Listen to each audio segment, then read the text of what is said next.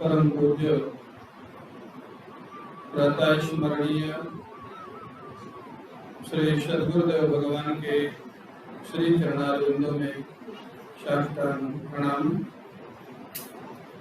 समादरणीय स्वामी श्री राम भारती जी महाराज,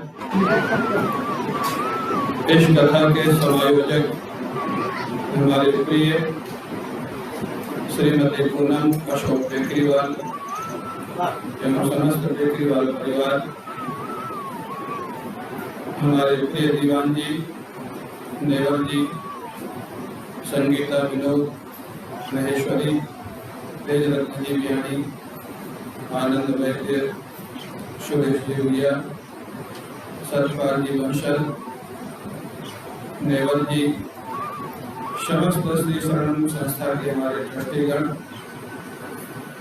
सत्संग प्रेमी सज्जनों, भक्तिमती माताओं, हमारे साकेत धाम परिसर में उपस्थित हमारे प्रिय चौरसिया जी, मनीष द्विवेदी, के द्विवेदी, तुषार द्विवेदी, दिलीप चतुर्वेदी नंबर 2, विवेक पाठक, हमारे आरती व्यास, डॉक्टर अवस्थी, राहुल अवस्थी, मनीष दुबे, मौर्य अग्रवाल और समस्त सत्संग प्रेमी कथा सज्जनों, आज हम लोग कथा तो जैसे आपको मालूम है अरण्य कांड के आधारित सत्संग करेंगे, लेकिन आज हम लोग नवान्न पारायण के तरीके से आज भगवान श्री राम का जन्मोत्सव मनाएंगे। बहुत सुंदर ढंग से साकेत धाम दर्शक को आज सजाया गया है। इस कार्यक्रम में आप लोग देखेंगे परिसर की सजावट, और साकेत धाम में भगवान श्री राम की कथा है। स्वाभाविक था,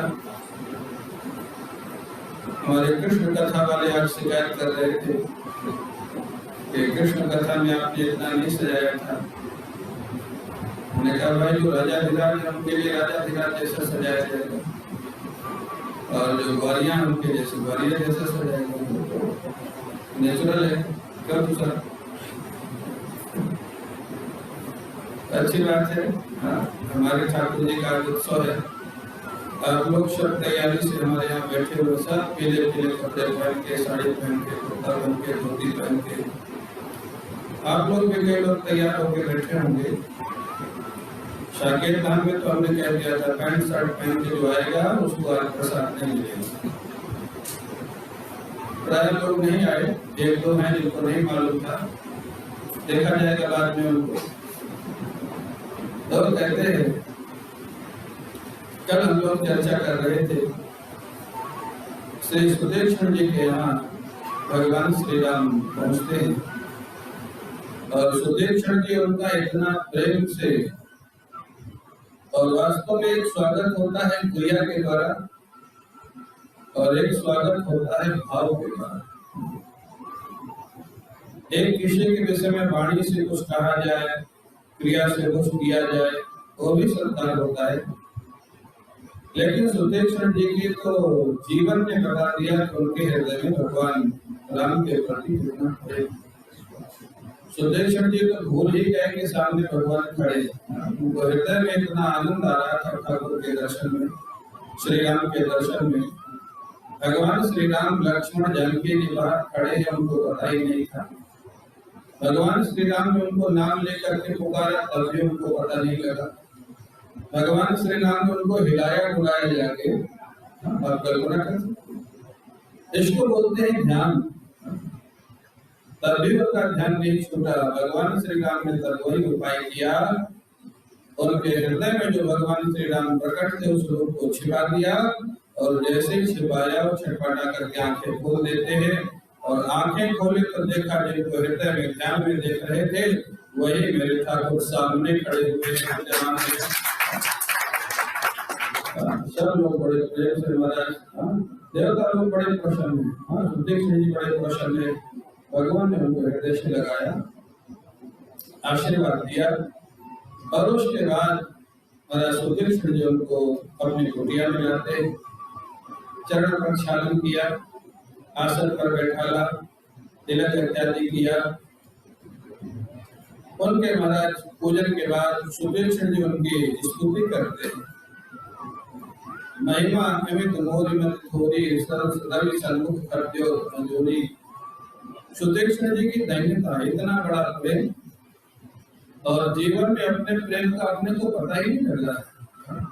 कई लोगों को प्रेम का दिखावा हो जाता है, कई लोगों का प्रेम का ईगो हो जाता है। हमारा भगवान से बहुत प्रेम। सुदीक्षण जी कहते हैं कि आप हैं सूर्य और मैं हूँ जुगनू। जुगनू माने जुगनू इंग्लिश में क्या बोलते हैं? Fire fly. आपने बताया था फायर फ्लाई। इतनी दीनता, कहाँ सूर्य और कहाँ जुगनू, इतनी दीनता है सुदीक्षण जी के जीवन में। सुदीक्षण जी कहते हैं प्रभु मैं जानता हूँ, यद्यपि विरज व्यापक अविनाशी सबके हृदय निरंतर वासी, तदपि अनुज श्री सहित खरारी बसंत मनस्म गान चाहे।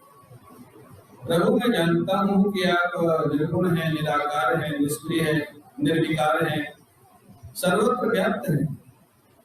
लेकिन सुदीक्षण जी कहते हैं हमको व्याप्त वाले भगवान नहीं चाहिए, हमको व्यापक वाले भगवान नहीं चाहिए। क्यों? वो तो रावण के अंदर भी है, हनुमान जी के अंदर भी है, वो प्रहलाद के अंदर है, हिरण्यकशिपु के अंदर भी है। वो किसी के साधक बाधक नहीं है, वो किसी के जीवन को डिस्टर्ब नहीं करते, न सुधारते हैं न बिगाड़ते। सुदीक्षण जी कहते हैं वो भगवान को लेके करूंगा क्या? जब वो कुछ करते नहीं, निर्गुण निराकार जो परमात्मा है, जैसे बिजली है वो खाली पावर देती है, पावर। इस बिजली में हम लोग सत्संग कर रहे हैं, कथा कर रहे हैं, इसी बिजली के द्वारा कोई लोग गलत काम भी करते हैं। बिजली का काम है पावर देना, क्या करते हो उसका फल आपको मिलेगा आप जब। ऐसे जो निर्गुण निराकार परमात्मा है वो किसी का साधक बाधक नहीं है, लेकिन वही निर्गुण निराकार जब भक्तों की प्रार्थना से सगुण साकार होकर के आ जाता है, तो भक्तों के हृदय के पहले डाकुओं को भगाता है। बाहर के डाकू ज्यादा खतरनाक नहीं है, आपके हृदय के डाकू ज्यादा खतरनाक है। अंदर के डाकू निकल जाए तो बाहर तो दुनिया बहुत अच्छी देखने लग जाएगी। हमारे अंदर जब काम क्रोध लोभ अभिमान रहता है, वो हमारे नेत्रों से दुनिया को देखने लग जाता है और दुनिया हमको वैसे दिखाई देने लगती है। कई बार देखा जाता है जिसका जो स्तर होता है वो वहीं से सोचेगा, नेचुरल वहीं से सोचेगा। और इसलिए पूज्य आनंदमयी मां प्राया कहती थी, पिताजी आप जहाँ बैठे हो वहां से ऐसा ही दिखाई देता है, उसमें आपका दोष नहीं है।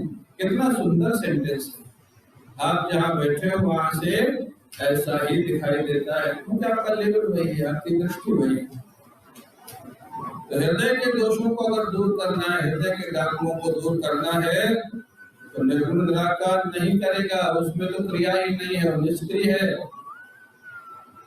हमारे गुरु जी कभी कभी जब भक्तों के बीच में बोलते थे, बोले निर्गुण निराकार तो ठन ठन को पाल है, कुछ करना ही क्या करोगे उसको लेकर। गुरु जी वृंदावन में बोलते थे, इतना विरोध करते थे, भक्तों का पक्षपात करते थे, तो वहाँ वैष्णव संत बहुत सुनते थे कथा। बोले निर्गुण निराकार तो अकर्ता है, भोक्ता है, निष्क्रिय है, उसको लेके करोगे क्या? कोई काम का नहीं है। सगुण साकार, बांसुरी वाला हो, धनुष वाला हो, त्रिशूल वाला हो, तो तैयार खड़े आपके हमेशा सहायता की।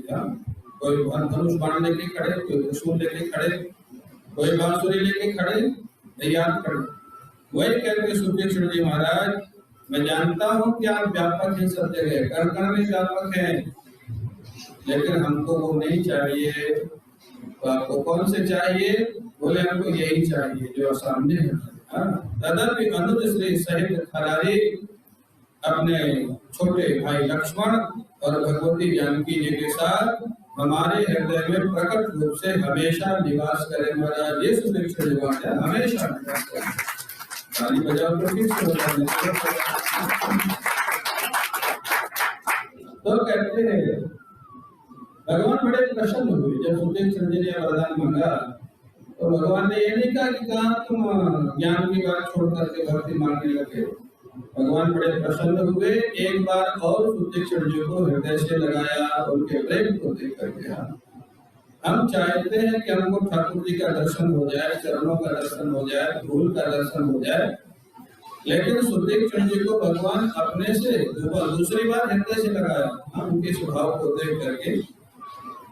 और सुतीक्षण जी ने एक तरह से देखा जाए तो इस द्वितीय में वरदान मांग लिया कि आप लक्ष्मण जी जानकी जी के साथ हमारे हृदय में निवास करें। भगवान कहते हैं सुतीक्षण जी, मैं तुम्हारे भाव से बहुत प्रसन्न, बहुत प्रसन्न। मैं चाहता हूँ कुछ वरदान और मांग लो मेरे से। ये है भगवान की उदारता।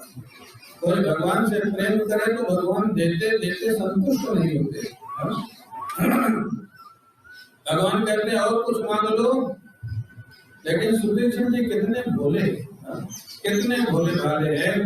सुतीक्षण जी कहते थे महाराज हमारे मन का जो भाव था तो हमने बता दिया, और मैंने अभी तक जीवन में कभी किसी से मांगा नहीं। ऐसे कैसे महापुरुष थे, दुनिया से भी नहीं मांगा, आपसे मांगा तो केवल आपको मांगा। और आप समझ रहे हो, सुतीक्षण जी ने केवल भगवान से मांगा, दुनिया से कुछ नहीं मांगा, और आपसे मांगा तो केवल आपको मांगा, आपसे कुछ नहीं मांगा। इसलिए मेरे को मांगना नहीं आता है। आप कहते मांग लो तो मैं क्या मांगू, मेरे को मांगना आता ही नहीं है। यही सुतीक्षण जी कहते हैं, बड़े सुंदर महाराज गोस्वामी जी महाराज कहते हैं, मुनि कहा मैं बर कबहु न जाचा, समुझे न परई झूठ का साचा, तुम ही नीक लागे रघुराई, सो मोहि देहु दास सुखदाई। सुतीक्षण जी कहते हैं, प्रभु मैंने कभी मांगा ही नहीं, तो मैं मांगूंगा तो गड़बड़ हो जाएगा। मेरे को समझ नहीं आता क्या मांगना चाहिए क्या नहीं मांगना चाहिए। और आपको बहुत प्रसन्नता, देखो बिल्कुल बाल स्वभाव है सुतीक्षण जी का, बिल्कुल बाल स्वभाव। ये नहीं कहा कि नहीं मेरे को कुछ नहीं चाहिए, आपको मैंने मांग लिया और कुछ नहीं चाहिए। भगवान कहते हैं मेरी खुशी के लिए ले लो, बोलो ठीक है दे दो, लेकिन मेरे को नहीं मालूम मेरे को क्या मांगना है। आपको जो अच्छा लगता है, सबसे अच्छा लगता है वो मेरे को दे दो।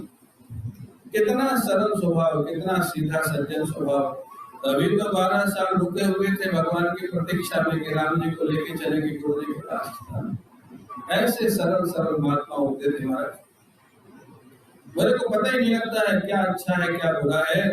आपको जो अच्छा लगे वो मेरे को दे दीजिए। कितना सुंदर वरदान है। आपको भी कभी ठाकुर से मांगना हो तो ये चौपाई याद कर लेना, तुम्हें नीक लागे रघुराई, सो मोहि देहु दास सुखदाई। आपको प्रभु मेरे लिए जो अच्छा लगता हो आप दे दीजिए। अच्छा आप बताइए, बुद्धि भगवान को जाता है कि आप लोगों को, हम लोगों को जाता है? किसको जाता है? कोई कह रहा है हमको जाता है। और बोला नहीं, बोला कोई पीछे से कोई बोला। अच्छा ठीक है, भगवान को जाता है ना, तो भगवान से जब मांगना चाहिए तो भगवान पे छोड़ना चाहिए कि अपने लिस्ट में रखना चाहिए? भगवान को छोड़ना चाहिए। अगर मांगना भी है तो भगवान से मांगो, प्रभु आपको जो अच्छा लगता हो, मेरे लिए जो हितकर हो वो आप दे दीजिए। भगवान को ज्यादा समझ है उनको क्या देना है, तुम्हारे लिए क्या अच्छा है। अपनी बुद्धि लगाते रहोगे तो गड़बड़ हो जाएगा कभी कभी। और अगर कहीं शिव जी से मांग बैठे तो दे भी देंगे जो आप मांगोगे। राम जी, विष्णु जी, कृष्ण जी से मांगो तब तो विचार करेंगे कि इनसे भलाई है कि नहीं, भलाई होगी तो देंगे, नहीं तो नहीं देंगे। शिव जी से तो जो मांगोगे वो दे देंगे। हाँ, लाभ और नुकसान तुम जानो, जो मांगोगे तो उनका काम है देना। इसलिए शिव जी को औरदानी कहा जाता है, आशुतोष कहा जाता है। सुतीक्षण जी ने कहा आपको जो अच्छा लगता हो प्रभु वो हमको दे दीजिए। भगवान ने सब कुछ दे दिया। अविरल भगत विरत विज्ञाना हो सकल गुण ज्ञान निधाना। भगवान ने क्या दिया? बोले अविरल भक्ति, प्रेम लक्षणा भक्ति दे दी, वैराग्य दे दिया, ज्ञान दे दिया, सारे सद्गुण तुम्हारे जीवन में आ जाए ये वरदान दे दिया। सुतीक्षण जी खड़े खड़े सुन रहे क्या क्या दे रहे हैं प्रभु अपनी इच्छा से। फिर महाराज कितने बिल्कुल बाल स्वभाव, बच्चों के जैसे। फिर बोल पड़े, अब आपने जो दिया वो तो मेरे को मिल गया, अब मेरे को जो चाहिए वो दीजिए। अरे पहले आपसे पहले ही आपसे कहा था मांग लो, तो आप कह रहे थे हमको मांगना नहीं आता।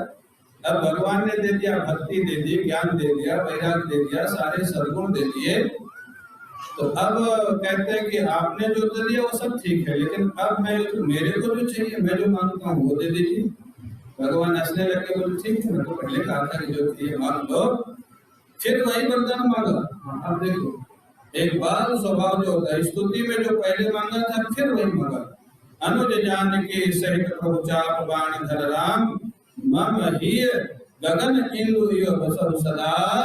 यह काम श्री लक्ष्मण जी, जानकी जी और आपके साथ हमारे हृदय में आप हमेशा निवास करिए, ये वरदान दे दीजिए। भगवान बोले तो पहले मांगी चुके होते, ये तो बात माने लगता है कन्फर्म कर रहे हैं कि ज्ञान मेरा भी ना ज्यादा देते नहीं, हमको वही चाहिए, राम जी, लक्ष्मण जी, जानकी जी चाहिए, दोबारा वही मांगा और कुछ नहीं मांगा। और एक वरदान और बड़ा सुंदर मांगा।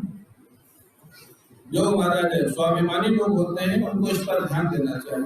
हाँ, जिनको अपना स्वाभिमान होता है, अपने जीवन का, अपने परिवार का, अपने कुल का, अपनी योग्यता का, और कहते महाराज हमको भी एक अभिमान दे दीजिए, अभिमान, स्वाभिमान। हाँ, सुतीक्ष्ण जी कहते हैं स्वाभिमान का वरदान दे दीजिए। क्या? असय अभिमान जाय जन भोरे,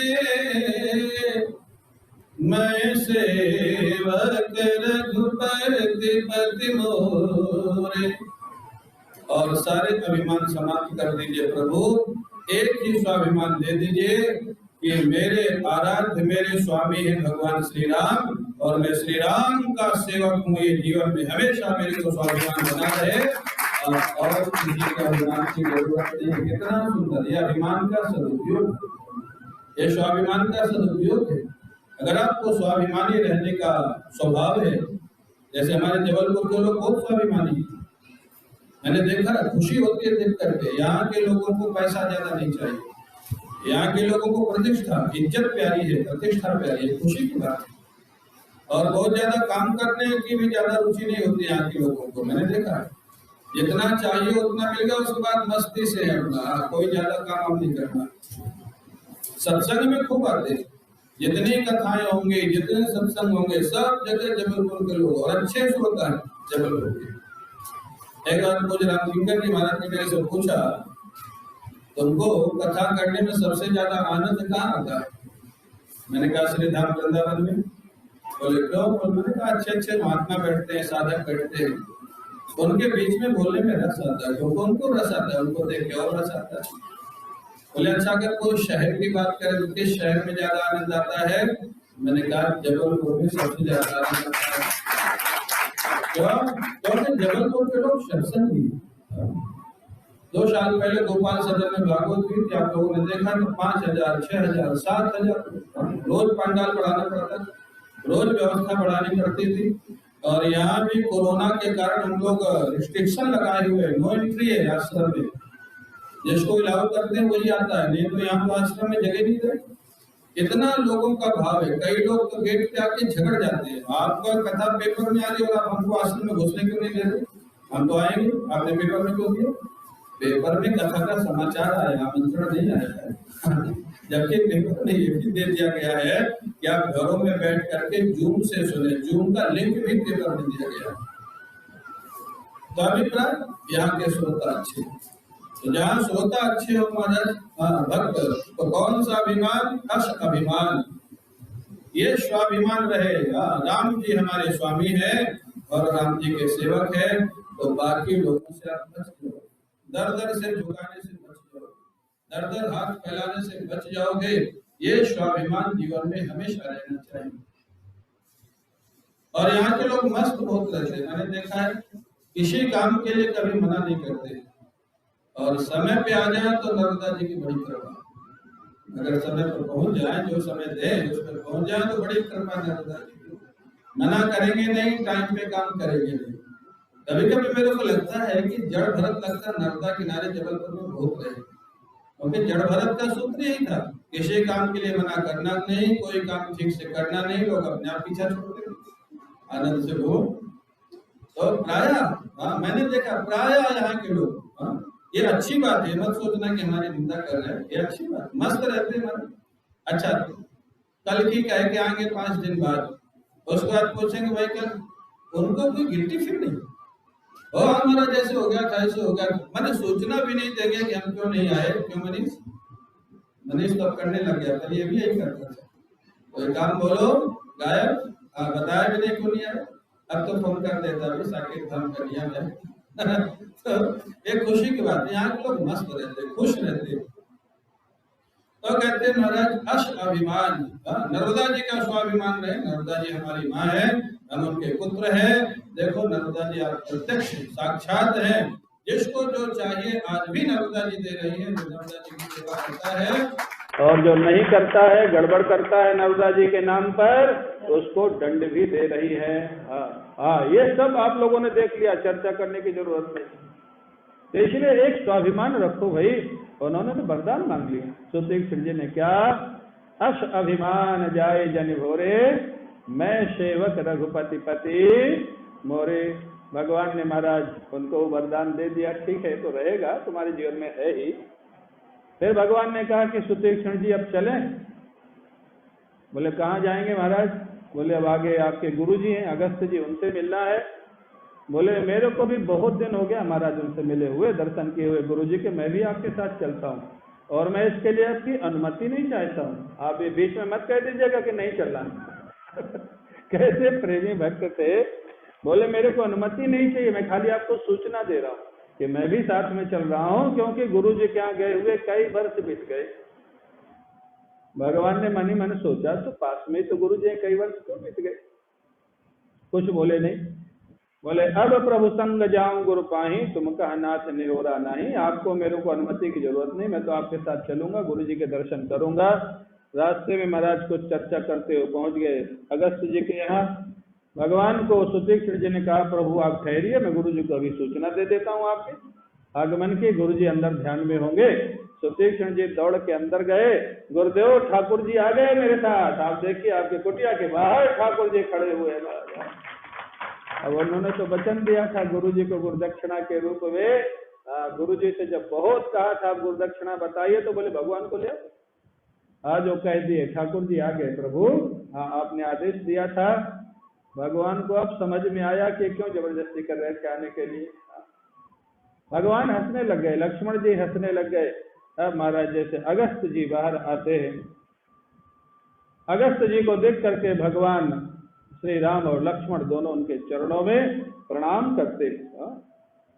मुनि पद कमल परे, दो भाई परे माने साष्टांग प्रणाम किया प्रभु श्री राम ने लक्ष्मण ने, क्योंकि मर्यादा पुरुषोत्तम है, सबको दिखाना है। कोई संत मिले तो कैसे प्रणाम करना, सिद्ध पुरुष मिले तो कैसे प्रणाम करना, साष्टांग प्रणाम किया भगवान श्री राम ने। लक्ष्मण जी ने, महाराज अगस्त जी ने उनको अपने अंदर ले गए, कुटिया में आसन में बैठाला, बड़ा सत्कार किया, दिए, बड़ा सत्संग हुआ। अगस्त जी ब्रह्मनिष्ठ महापुरुष है, जानते हैं कि साक्षात परमात्मा है। भगवान ने अगस्त जी से पूछा, अगस्त जी आपको पता है कि मेरे अवतार का प्रयोजन क्या है? बोले हाँ मालूम है। बोले अब मेरे को कुछ ऐसा सूत्र बताइए कि मेरे अवतार का जो प्रयोजन है राक्षसों का उद्धार और संतों की रक्षा, उस कार्य को मैं कहाँ से और कब प्रारंभ करूं?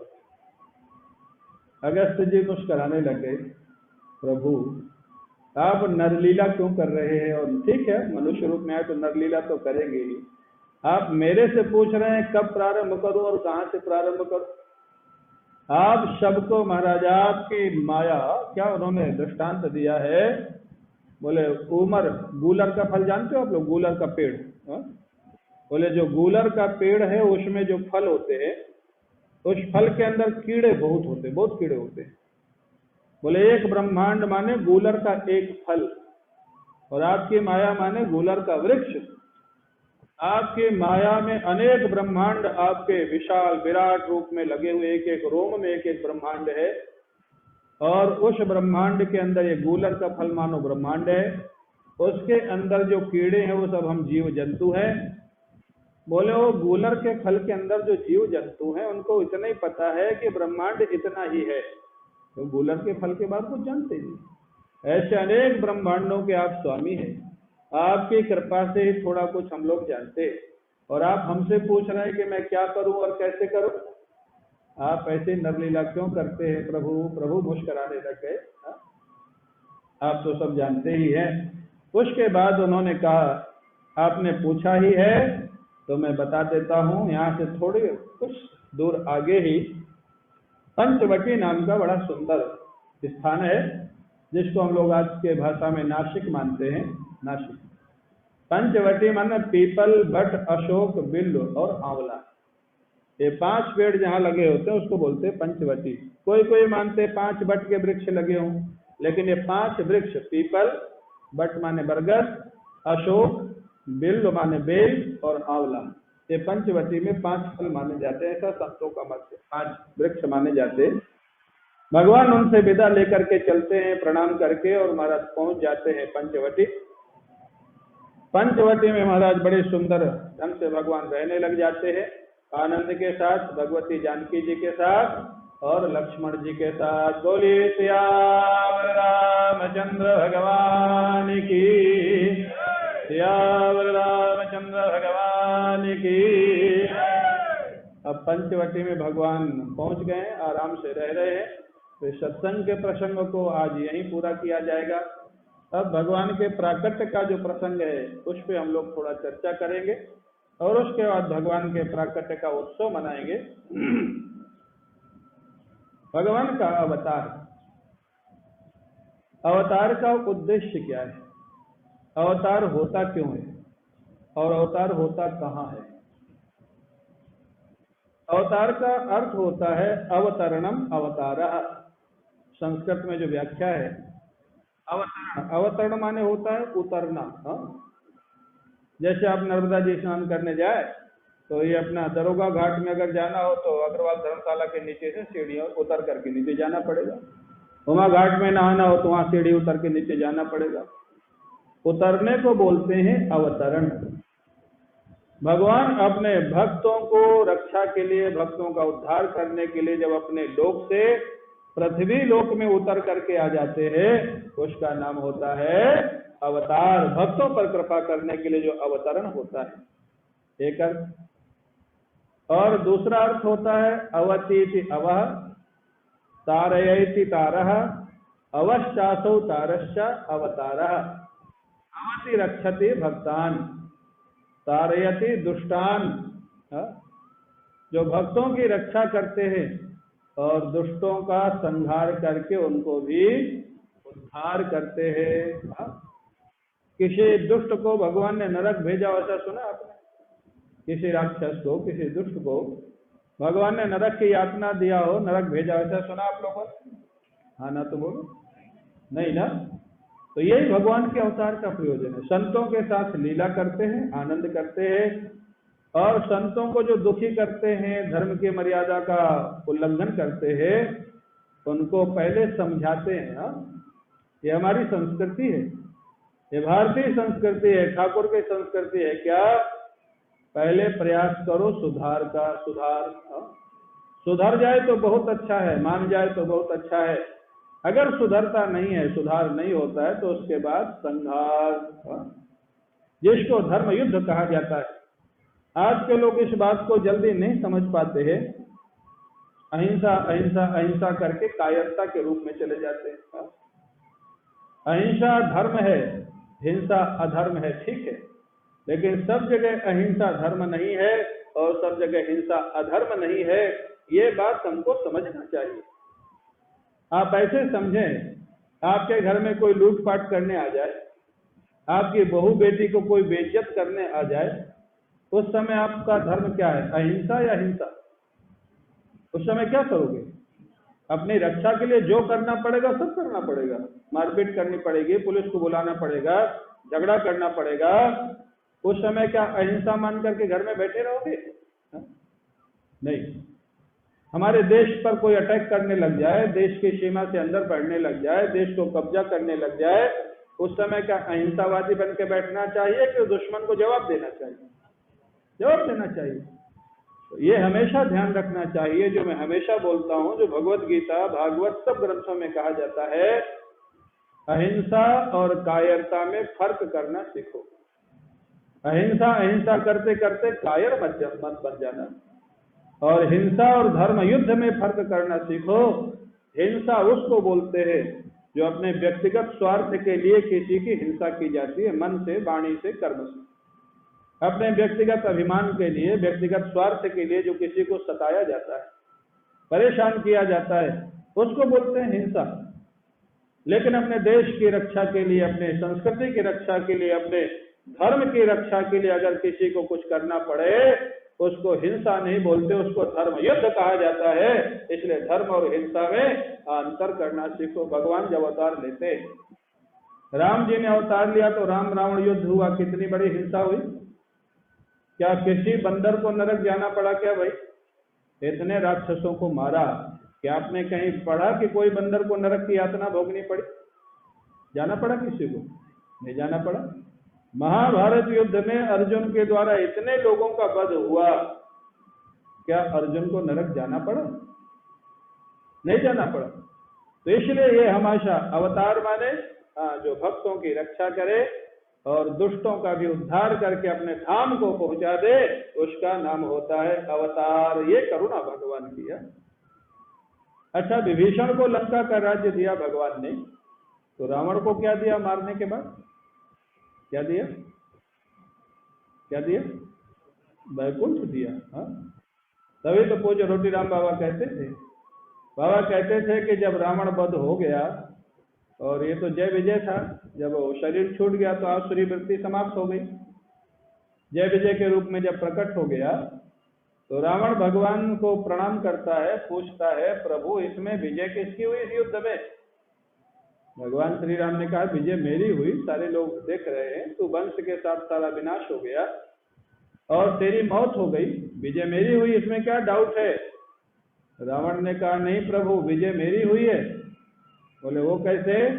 बोले जब तक मैं जीवित था आपको लंका में प्रवेश नहीं करने दिया, और आपके जीते जी मैं वैकुंठ में प्रवेश करने जा रहा हो, आप मेरे को मना नहीं कर सकते। हा? आप मेरे को रोक नहीं सकते।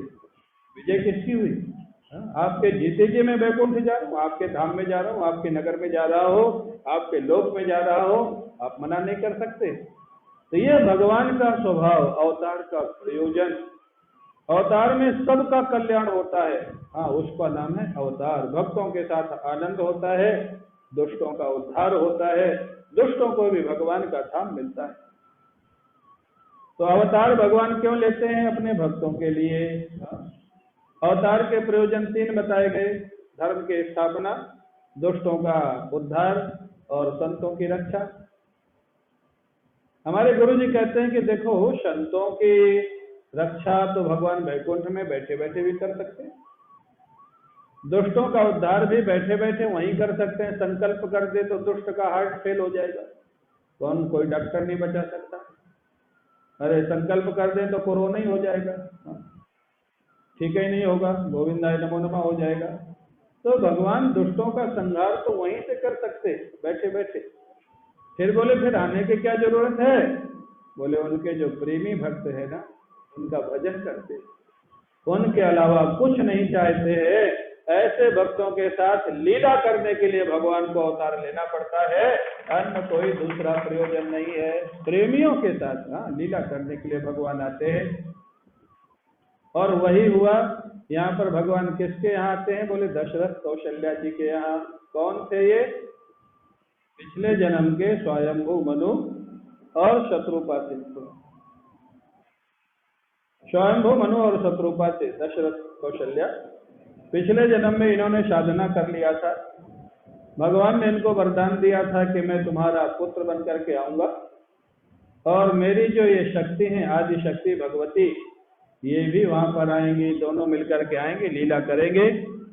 हमारा दशरथ के 3 रानियां हैं, कौशल्या, कैकेयी और सुमित्रा।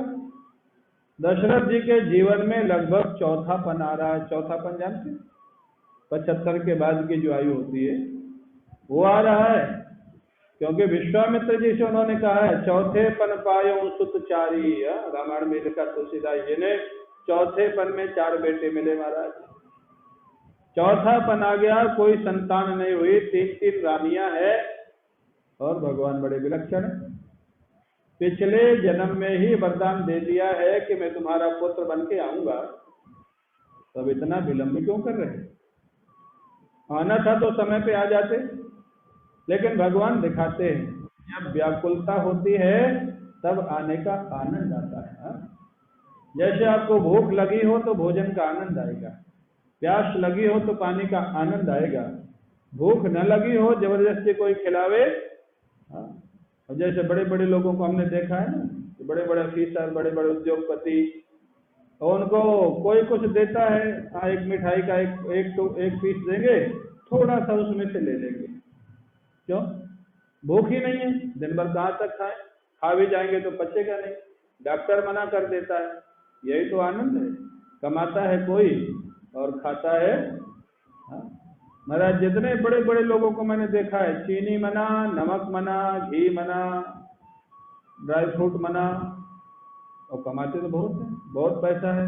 अब घर में बादाम का हलवा बने, खीर बने, भंडारा हुए, अब साहब तो खा नहीं सकते हैं, कौन खाएंगे? सेवक लोग महाराज चकाचक खाएंगे। तो कमाया कौन, खाया कौन? जिसके प्रारब्ध में वही तो खाएगा। कैसे महाराज इनको चौथापन आ गया, कोई संतान नहीं हुई, भगवान ने वरदान दे दिया था। क्यों नहीं आए? बोले जब तक व्याकुलता नहीं होती तब तक भगवान के आने का आनंद नहीं मिलता है। हाँ? व्याकुलता हो जीवन में। कई लोग कहते हैं महाराज भगवान के दर्शन होते हैं क्या? अभी मैं गया था एक जगह तो पूछा किसी, मैंने कहा भाई तुमने प्रयास किया है क्या? अगर प्रयास किया हो, ना हुए हो तो पूछना चाहिए कि होते हैं क्या। अब इस हाल में कोई आवे और यहाँ पूछे कि पंडित रोहित जी हैं क्या, तो पहले आप हाल को देखो कि हैं कि नहीं है। नहीं मिले तो पूछो ना। आप गेट के वहीं से पूछ रहे हो, बिना देखे ही पूछ रहे हो, तो कैसे कहा जाएगा भाई? कैसे आप किस आधार पे बोलते हैं? आपने भगवान को खोजा नहीं, भगवान के लिए कुछ किया नहीं, 24 घंटे में 2 घंटा भी भगवान को देते नहीं, और फिर दावा करते हैं भगवान होते हैं क्या, भगवान मिलते हैं क्या? मैं तो कहता हूं आप दुनिया को, आज इस कलयुग में तो और भी सरल है, भगवान ज्यादा ध्यान रखते हैं भक्तों का। आप दुनिया को जितना समय देना है दो। ठाकुर जी कहते हैं 2 घंटा रोज मेरे को देते जाओ, 22 घंटा जो करना है करो। 2 घंटा रोज दोगे तो मैं तुम्हारा 22 घंटा ठीक करता चलूंगा और तुम्हारे जीवन में एक न एक दिन दर्शन दे दूंगा। देते हैं, शास्त्र में लिखा है, मैं अनुभव के आधार पर भी कर सकता हूँ, लेकिन वो 2 घंटा ईमानदारी से देना होगा, प्रायोरिटी में देना होगा। ये नहीं कि उसी 2 घंटा में फोन आ गया तो फोन अटेंड कर लिए, कोई आ गया तो उससे मिल भी लिए, कोई आ गया तो पाठ बीच में रोक दिए, बीच में व्हाट्सएप भी कर लिए। भगवान सोचते हैं तो अभी स्वयं इतना बिजी है, तो मैं जाऊंगा तो इसको टाइम कहाँ मिलेगा? मैं भी जाऊंगा तो कह देगा प्रभु थोड़ा देर बैठिए, मैं थोड़ा फोन ऑन कर लूँ फिर मिलता हूँ आपसे। तो भगवान क्या करे? ये भगवान शंकर जो भस्म लगाते हैं ना, इसकी भी एक कथा है। जो महाराज हाँ मुर्दा की भस्म लगाते हैं भगवान शंकर, चिता भस्मा लेपा, चिता की भस्म लगाते हैं। ये क्यों लगाते हैं भगवान शंकर चिता की भस्म? अच्छी भस्म भी तो लगा सकते हैं, चंदन भी तो लगा सकते हैं। हमारे गुरु जी कहते थे, पूज्य स्वामी अखंडानंद जी महाराज विनोद में, और वो सही बात है, वो कहते थे कि भगवान शंकर, देखो ब्रह्मा जी का काम है सृष्टि करना, विष्णु भगवान का काम है सृष्टि का पालन करना, भगवान शंकर का एक ही काम है संहार करना। और संहार तो अरबों वर्ष बाद होता है, प्रलय जब होता है, तो भगवान शंकर के पास समय बहुत है, इसलिए सबसे ज्यादा सत्संग भगवान शंकर ही करते। जहां देखो भगवान शंकर ने पार्वती जी से कहा, पार्वती जी भी सत्संग सुनते सुनते कभी कभी इतना सुना देते हैं कि उनको नींद आ जाती, सो जाती, देखा है? वो भी सो जाती है बीच में, क्योंकि कभी कभी दोनों अकेले ही होते और श्रोता होता ही नहीं। भगवान शंकर एक बार सोचे चलो कथा थोड़े दिन के लिए बंद करके अपने भक्तों से मिल के आते हैं, सब भक्त कहाँ है? भगवान शंकर आए तो जिसके घर जाए तो कोई घर में है ही नहीं, कोई ऑफिस गया है, कोई बिजनेस में गया है, कोई विदेश गया है। अब तो कोरोना के कारण सब लोग विवश होकर घर में रह रहे हैं, ये तो विवशता है, लेकिन कोई घर में रहता कहाँ है? मैं जब बड़े बड़े शहरों में जाता हूँ, मेरे को देखता हूँ बड़ी बड़ी कोठियां बनी, हजार हजार वर्ग गज में कोठियां बनी, बड़े बड़े शहर, दिल्ली बम्बई, बम्बई में तो कम है, दिल्ली और कलकत्ता में है। 3 दिन की अगर छुट्टी मिल जाए, सैटरडे संडे मंडे 3 दिन छुट्टी हो जाए, आधा शहर खाली हो जाता है। कोई हिल स्टेशन चला जाएगा, कोई वृंदावन चला जाएगा, कोई और तीर्थ चला जाएगा, कोई घूमने चला जाएगा। मैं कभी कभी विचार करता हूँ कि इन्होंने कोठी बनाई क्यों। वर्किंग डे में तो ये दिन भर बाहर रहते, सुबह जाके रात को आते, आके खा पी के सो जाते, और जब छुट्टी मिलती है तो ये नगर से बाहर चले जाते। तो रहते कब है कोठी में? तो रहना ही नहीं था तो बनाया तो भाई, जब रहना ही नहीं था, छुट्टियों में बाहर चले जाते हैं, वर्किंग डे में दिन भर ऑफिस में बैठते हैं, ये रहते कब? खाली एक ईगो सेटिस्फेक्शन, हमारी इतनी बड़ी कोठी, इतना बड़ा बंगला है। तो भगवान शंकर सबसे मिलने आए, कोई मिला ही नहीं। भगवान शंकर सोचे सब लोग तो मेरे से ज्यादा बिजी हैं, कोई मिल ही नहीं रहा घर पे। तब भगवान शंकर ने कहा चलो ऐसी जगह बैठते हैं कि अब ये जीते जी तो मिलेंगे नहीं, जिसको एक दिन सब जगह जहां जाना पड़ता है, सबको एक ही जगह जाना पड़ता है, वहां बैठ जाता हूं, वहां तो एक न एक दिन आएगा ही। कहाँ बैठ गए? श्मशान में जाकर के भगवान शंकर विराजमान हो गए, और वहां जब कोई उनका भक्त आता था उसकी अर्थी को जलाया जाता था। बोले कोई बात नहीं, जीते जी तो नहीं मिला, तो अब तेरी भस्म मैं अपने शरीर में लगा लेता हूँ और तेरे को मिलने का आनंद दे देता हूँ। इसलिए भगवान शंकर चिता की भस्म लगाते हैं। ये तो हमारी आपकी दशा है। हाँ? भगवान के लिए समय नहीं हमारे पास, भगवान को तो समय है, भगवान के लिए हमारे पास समय नहीं। क्यों भाई? कितना समय देते हो आप लोग? तो सब अच्छे लोग हो, जबलपुर के धार्मिक लोग हो, बॉम्बे दिल्ली वालों को तो भगवान ही मालिक है, लेकिन यहाँ भी कितना समय देते हैं। खाली समय भी होगा तो भी क्या करते हैं? हाँ, व्हाट्सअप करेंगे, फेसबुक देखेंगे, और क्या क्या इंस्टाग्राम देखेंगे। और बच्चे लोग आजकल क्या खेलते हैं? पबजी। हाँ, वो सब खेलते रहते। समय कहाँ है लोगों के पास भगवान के लिए? तो इसीलिए कहा जाता है जब व्याकुलता होती है तब भगवान को आने में रस आता है। हाँ? भगवान को हम चाहें तब तो रस आएगा ना। अरे कोई महात्मा, मैं आपको सच घटना बताऊं, कलकत्ता की घटना है। अब कलकत्ता उस नॉर्मली मैं एक बार जाता हूँ, लेकिन उस साल 2 बार गया था।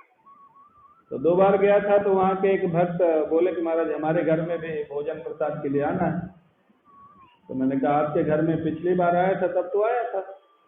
बोले नहीं, एक बार से संतोष नहीं होता महाराज, जब आप आए हैं तो दूसरी बार भी आ जाए हमारे घर में।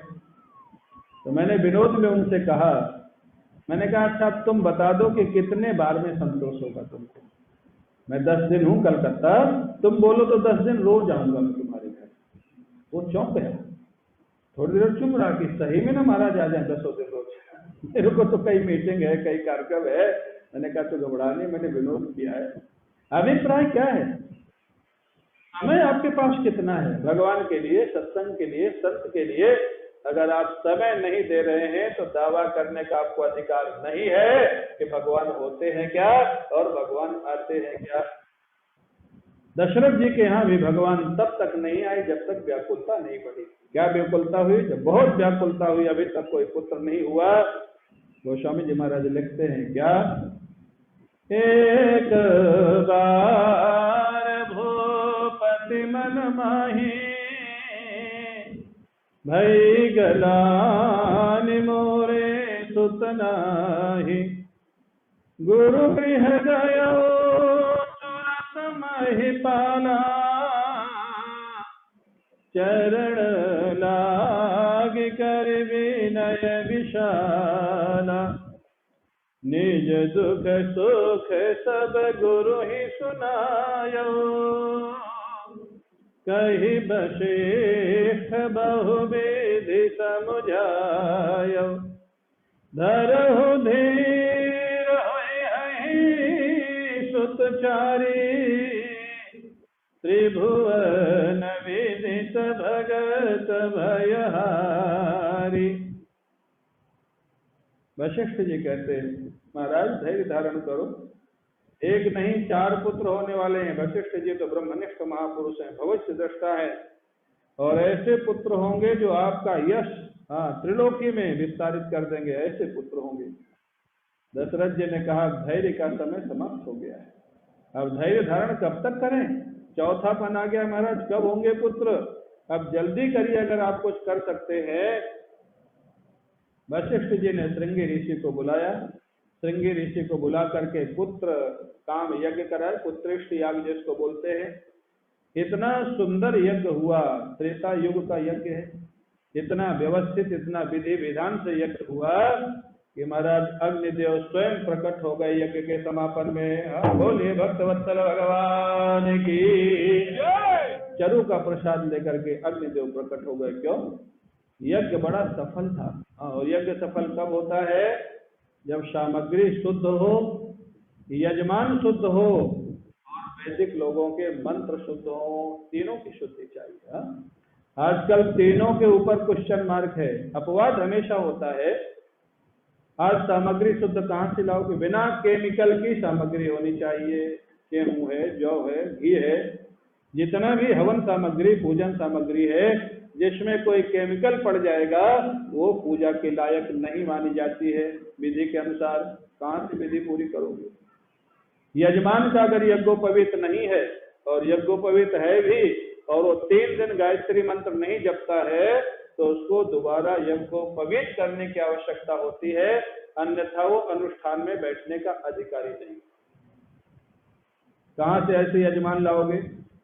और हमारे वैदिक लोग महाराज, वृद्धासुर के प्रसंग में लिखा है कि उदात्त अनुदात्त के भेद से फल उल्टा हो गया था। भागवत में कथा आती है, अंतोदात्त की जगह आदि उदात्त बोल दिया था, इंद्र शत्रु विवर्धस्व कह दिया था, उससे फल उल्टा हो गया था। आजकल तो जो संस्कृत बोलते हैं महाराज, या तो वो समझते हैं या शिव जी समझते हैं। समझता है? तो महाराज इसलिए मंत्र शुद्धि हो, वैदिक शुद्धि हो। वैदिक लोगों को रोज गायत्री जप करना चाहिए, अग्निहोत्र करना चाहिए, अगर संभव नहीं तो गायत्री जप संध्या बंदन तो अवश्य करना चाहिए। और जो नहीं करते हैं उनका अनुष्ठान सफल होगा कि नहीं, इसमें महाराज भगवान मालिक है, भगवान मालिक है। और यजमान को भी यज्ञोपवीत होना चाहिए, गायत्री जप होना चाहिए, सामग्री शुद्ध होना चाहिए। इसलिए आजकल भागवत धर्म सफल होता है, वैदिक धर्म जल्दी सफल नहीं होता। ठीक है, काशी में कुछ वैदिक लोग हैं ऐसे, काशी में कुछ गृहस्थ लोग भी ऐसे हैं, लेकिन सामग्री ऐसी खोजना बड़ा मुश्किल काम, बहुत कठिन काम हो गया आजकल। लेकिन त्रेता युग था महाराज, आजकल केमिकल का युग नहीं था, लोग अच्छे थे, यज्ञ बड़ा सफल हुआ।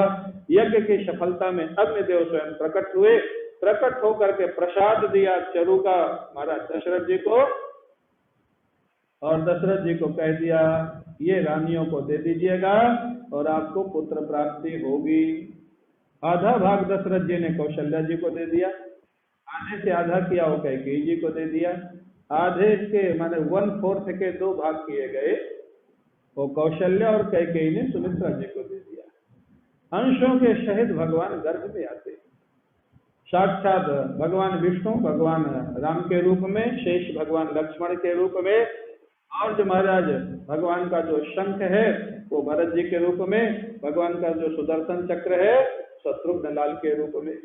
अंशों के सहित भगवान देवियों के गर्भ में प्रवेश कर जाते हैं। बोलिए भक्तवत्सल भगवान की, भक्तवत्सल भगवान की, प्रेम से बोलिए भक्तवत्सल भगवान की। महाराज धीरे धीरे वो समय आने लग गया। क्या समय आने लग गया? भगवान के प्राकट्य का समय आने लग गया। चैत्र का महीना आ गया, चैत्र का महीना, चैत्र का महीना आ गया, शुक्ल पक्ष आ गया, नवमी तिथि आ गई, मंगलवार आ गया। दिन के 12 बजने वाले थे, दिन के 12 क्यों? शुक्ल पक्ष में आते हैं भगवान श्री राम। नवमी तिथि में क्यों आते हैं? नवमी तिथि को हमारे ज्योतिष के जानकार रिक्ता तिथि बोलते हैं। हमारे रोहित जी बैठे ज्योतिष के जानकार। रोहित जी आपने ये नहीं बताया कोरोना कब तक रहेगा? चलो कल बता देना, आज सोच के पंचांग देख के। रोहित जी से बड़ा आनंद आता है। तो कहते हैं ये महाराज कहते हैं, हाँ नवमी तिथि रिक्ता तिथि, रिक्ता तिथि माने उसमें कोई अच्छे काम प्रारंभ नहीं किए जाते। चतुर्थी, नवमी और चतुर्दशी, इसमें अच्छे काम शुरू नहीं किए जाते। तो भगवान उस तिथि में क्यों आए? भगवान का संकेत है, जिसके हृदय में स्थान खाली होता है, रिक्त होता है। रिक्ता तिथि माने रिक्त, रिक्त माने खाली। जिसके हृदय में ठाकुर के लिए जगह खाली है, उसी के हृदय में ठाकुर का अवतार होता है। ये बताने के लिए नवमी तिथि में भगवान आते हैं। और क्या था महाराज? मंगलवार का दिन था, पावन दिन था। सारे ग्रह नक्षत्र अपने आप उनके योग्य हो गए। भगवान को ग्रह नक्षत्र नहीं देखना पड़ा कि कब शुभ घड़ी होगी तब मैं आऊंगा। हाँ, सब ग्रह नक्षत्र अपने आप जब भगवान आए तो उनके अनुकूल हो गए। एक बार मैं दिल्ली में था, तो एक पंडित जी ज्योतिष के जानकार आए। तो हर साल चैत्र नवरात्रि में प्रवचन होता है आदरणीय बिरला परिवार के द्वारा बिरला मंदिर में। वो आए, महाराज आपको पता है? मैंने कहा क्या? बोले भगवान राम का जन्म ऐसे नक्षत्रों में हुआ था कि वनवास तो हो नहीं था उनको, उनकी कुंडली बना के रखे हुए थे राम जी की। मैंने कहा धन्य हो प्रभु, जिनके आदेश से सारे ग्रह नक्षत्र चलते हैं, जिनके आदेश का पालन करने के लिए हाथ जोड़ के खड़े रहते हैं, आप उनकी भी कुंडली बना के बैठे। हाँ, वो ऐसे नक्षत्र में आए थे, ऐसे राशि में आए थे कि उनको वनवास हो नहीं था। महाराज लोग कभी कभी हद कर देते। नवमी तिथि में आए, दिन के 12 बजे थे महाराज। राजाधिराज है इसलिए दिन के 12 बजे आते हैं, और जो रात्रि के 12 बजे आते हैं वो चौराधिराज। हाँ, जो दिन के 12 बजे आए वो राजाधिराज। तो दिन में जो घूमते हैं वो राजा होते हैं, जो रात्रि में घूमते हैं वो क्यों मनी? तो चोर होते हैं। जो रात में घूमते हैं वो भी रात के 12 बजे। हाँ, तो कहते हैं राजाधिराज महाराज दिन में 12 बजे। नवमी तिथि थी, सुंदर शीतल वायु बहने लग गई। अति शीत न घामा माने, ये शीत न घामा माने समता में भगवान का प्राकट्य होता है। न शैत्य है और न गर्मी है न ठंडी है, समता। जिसके हृदय में समता आ जाएगी, समता माने शांति आ जाएगी, शांति माने सत्व गुण बढ़ जाएगा, जीवन में शांति होगी, जीवन में आनंद होगा। ऐसे भक्त के हृदय में ठाकुर का प्राकट्य हो जाता है। बोले भक्तवत्सल भगवान की। जैसे महाराज सारा अनुकूल हुआ, अचानक कौशल्या माँ ने देखा उनके सामने शंख चक्र गदा पद्म लिए हुए साक्षात भगवान प्रकट हो जाते हैं। बोले भक्तवत्सल भगवान की, भक्तवत्सल भगवान की, भक्तवत्सल भगवान की। हे प्रकट कृपाला दीन दयाला कौशल्या हितकारी, हर्षित महतारी मुनि मनहारी अद्भुत रूप विचारी। लोचन अभिरामा तन घन श्यामा निज आयुध भुजचारी, भूषण बनमाला नयन विशाला शोभा सिंधु। हाँ, ऐसे भगवान का प्राकट्य हुआ। कौशल्या जी ने बड़ा उनका स्तवन किया, बड़ी स्तुति किया। अंत में कौशल्या जी ने प्रार्थना किया, महाराज की जय श्री सुनीला। अब आप चतुर्भुज बनो के खड़े रहेंगे तो हम तो स्तुति करेंगे, बाल लीला का आनंद तो नहीं आएगा। अब आप बालक बन जाइए। लीला अति प्रिय शीला, आनंददायक आप बाल लीला में बालक बन जाइए। सुनि बचन सुजाना रोदन ठाना। जैसे उन्होंने प्रेम भरी माता की प्रार्थना सुनी, भगवान चतुर्भुज रूप बदल करके छोटे से बालक के रूप में प्रकट हो गए। बोले बालक राम भगवान की। अब महाराज जैसे प्रकट हो गए तो रोने लग गए। क्यों?